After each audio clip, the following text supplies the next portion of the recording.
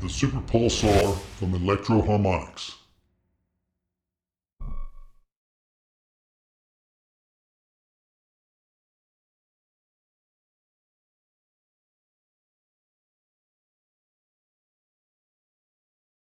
All right, on the signal path, or in the signal path, we've got the Jackson Dinky humbucker single coil. We've got that in the neck single coil today. And on the tonex, we've got a clean amp dialed up on that, and we've got it going out to the Super Pulsar from Electro-Harmonix. That's going into Studio 192, and of course, we're capturing it with OBS software. All right, going to do a quick follow-up here in just a minute about this, the knobs on all this. I will say that this pedal does a lot. It was on sale when I got it. I don't normally use a tremolo effect, but this was at a price that I thought, well, I'll give it a shot, and I found out that there's a lot of things I can do with this to brighten the sound, add a little life to it without, everything in moderation, of course. And there's a lot of things I'm going to learn that I have not figured out yet on this that I can do. But it is a very unique pedal. It's going to take you some time with it. You catch it on sale, it's a great buy. Again, like I said, I'm not into a lot of the rack effects that you program, even the tonex. I don't go in there and tinker much, or I don't capture my own sounds. I purchase them. If they sound great, then I spend more time playing than I do tinkering. But this pedal is going to require some tinkering. It does come with a manual. I'll go over that again in a minute. The manual's really handy to have. Most pedals don't come with those anymore. You just go online. Electro-Harmonix, they've always created things that are just a little bit out there, and they are pretty good. I had mentioned in the box opening that I thought this was a sticker on top. That is a baked paint, I guess, just like other pedals. It had a little spot on it for some reason. It looked like, it might be paper, but under better lighting, quality of this is pretty good. These little buttons here in the middle, they're a little springy sounding. I don't know if you can hear that, but they work fine, and they shouldn't break. You're not going to be stepping on them or anything. But again, catch it on sale. It's a great pedal. Of course, you're going to waste a lot of time with it, but you're going to dial up some interesting sounds, some effects to your playing. All right, let's get with it. Basic information about the controls. First of all, this pedal will do stereo in, stereo out. It'll do mono in, stereo out. It'll do mono in, mono out, and it will do stereo in, mono out. So there's various ways to use it there. Volume is always going to just control the overall volume of the output of the pedal. Right phase comes into play if you're in stereo. If you have it to the left, you'll have a pulsating sound. It'll get louder, quieter, louder, quieter, but it'll be the same in both speakers. As you move this to the center, or to the 12 o'clock here, 180, it's going to, if you put it to the left speaker will be a little louder. The right speaker will be a little louder, but it's going to sound like it's pulsate. It's going to slide from one speaker to the next. In other words, it go from the right speaker to the left speaker to the right speaker, and it will pulse in those speakers, but it gives you the sound of a wave going from one to the other. You go all the way to the right, it'll pulse in the middle, volume up, volume down, but it will be opposite phase. In other words, the phase will be totally out from what it was initially, opposite of what it was initially. The wave selector. You got sine, triangle, and pulse. In those, you have, and you control this with the shape. So if you have the shape, you're in, let's say we're in sine, you have the shape here, you can do, you'll do a peak sine if you're over to the left. And if you put it in the middle, it'll be a normal sine. And if you put it to the right, it's a flattened sine. Sine wave is like a it's like a smooth, it's like it goes up and over smoothly. It's like you go up the hill and rounded top and down the hill. If you do a normal sine, that's the peak. If you do a normal sine, it's going to go up the hill, rounded hill, down into the rounded valley, and back up to another rounded hill. That's just as a real smooth up and down sound. Latin sine is going to go up the hill, stay there for a while, and then come back down the hill. Same thing on triangle. If you move this to triangle, you have it to the left, it's going to be a ramp up. So in other words, it's going to start out low and it's going to peak toward the end of the note. Triangle is kind of like going up a mountain and down a mountain, but those mountains the peaks are not rounded. They're the sharp top into a sharp valley to a sharp top. And then if you go all the way to the right in the shapes up here, shapes up here for triangle. So this is ramp up, triangle, and this is ramp down, which means it's going to start at its peak, and the wave is going to go down at the end of the note. Okay, if we go to pulse, then to the left is a 4% pulse, and it's 50% at the top and 100% to the right. So anything between there is going to be a different percentage of the pulse. The pulse would be it's a straight up. It's like a New York City building. You got two buildings side by side, and they're both the same height and the same width. So the sound's going to go up, hold there, drop down immediately. It's going to go to the next one. It's going to shoot straight up real quick. You're going to have the same tone. It's going to go over, and it's going to drop off immediately. The larger the pulse, 50%, simply widens the building, which means the tone's going to last longer. So if you go all the way to the right with shape, you're going to have more tone than you have in between the sounds. So it'll be you'll hear the tone more than you won't hear the tone. All right. The depth.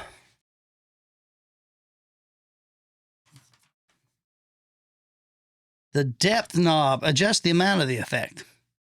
So I used to call this the mix or something like that, but this is going to control the amount of effect that's in the output. The rate is simply the speed. So this is pretty easy to understand because you can see the top's pulsating right to left, right? And it's we'll put it here in a standard sine. Just go up and down. You can see it go back and forth, back and forth. So the depth is going to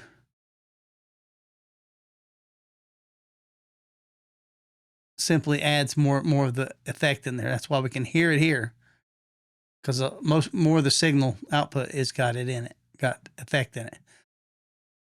So it's kind of like the wet signal. And some pedals would call that the wet, and the dry would be without it.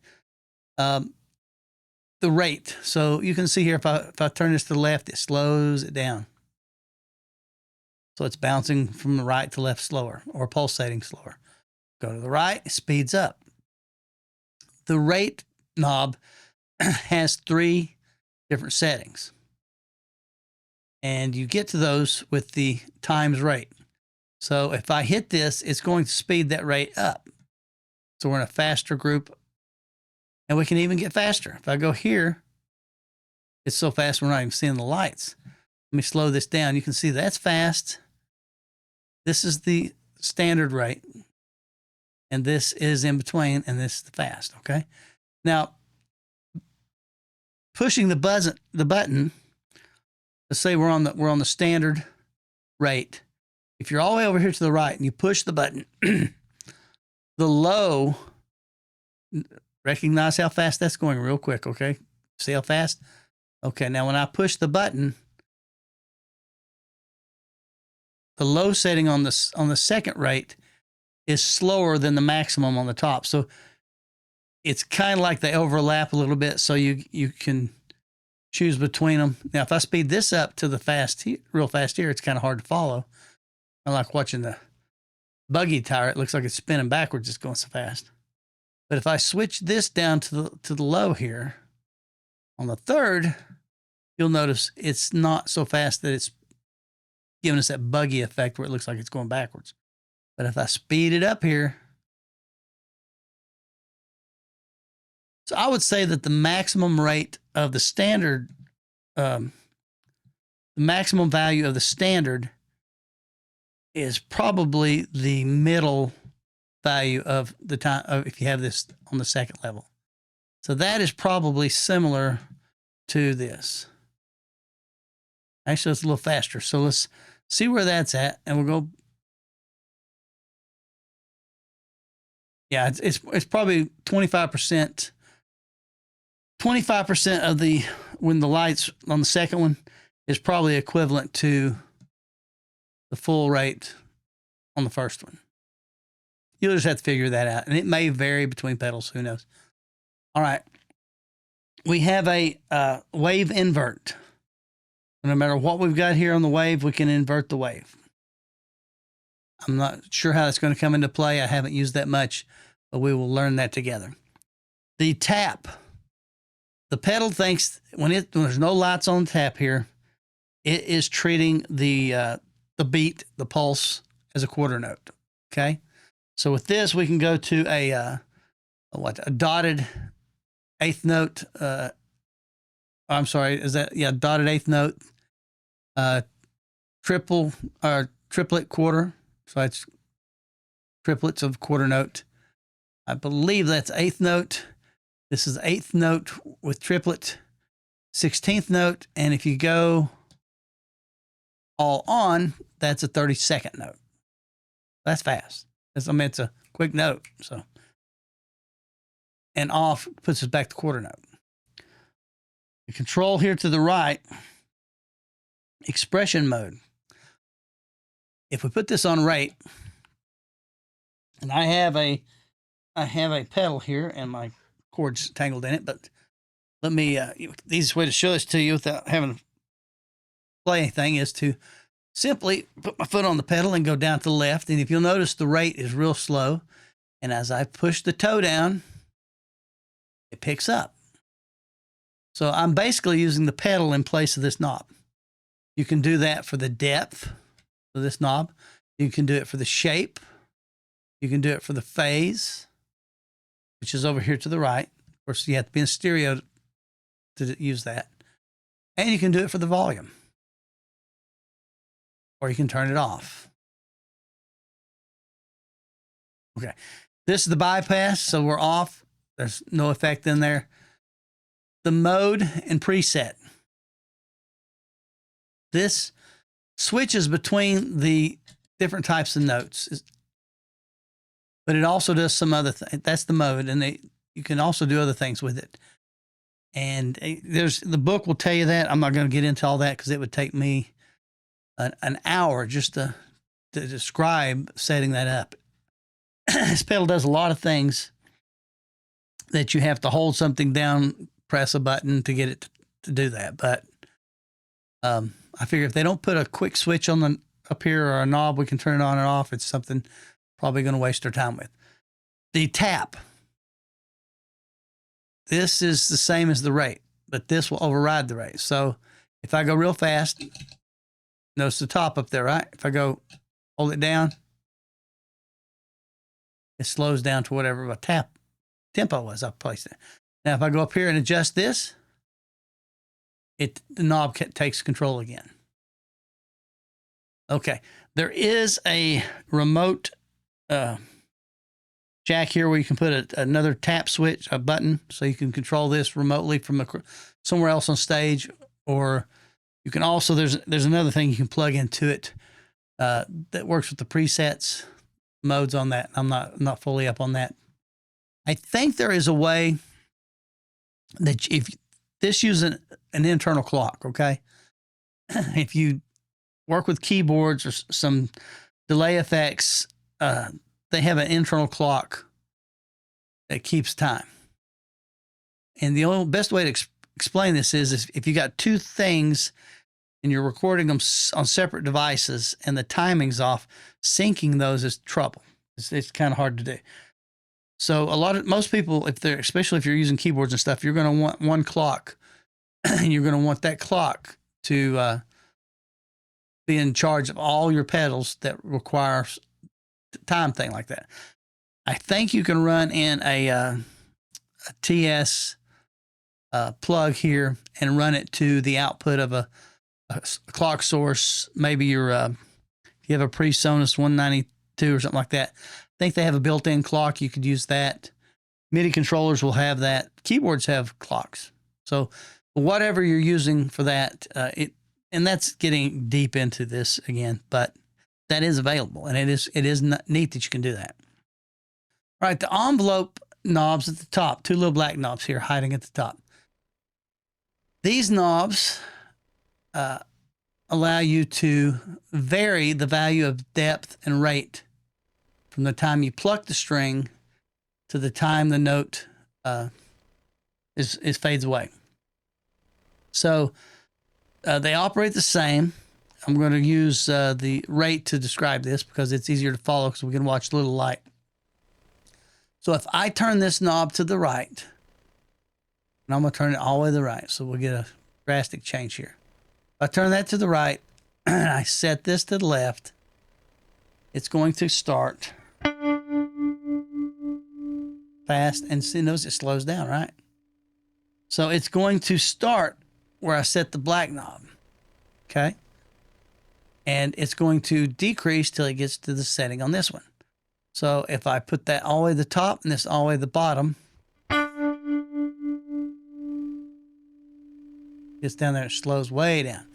Now, if we reverse this and we start low, now if I put both of them low, it's not going to do anything, right? It's just going to stay slow. It'll stay slow. But if I turn this knob to the top, it'll start slow and get faster. So you can you can control the rate and the depth. You can start those out now, and the center is off. You got to hit that notch in the center to get it off. But wherever you set the envelope, that is the starting point of the value of the corresponding knob. And the ending point of those two is wherever this white knob is set. And like I said, if you have them both all the way to the right, it's just like having it all the way to the right, because it's going to start in the same place. Now you can do this like this. You want to start it way fast and you want to slow it down just a little bit. You can put it like just off a little different. You know,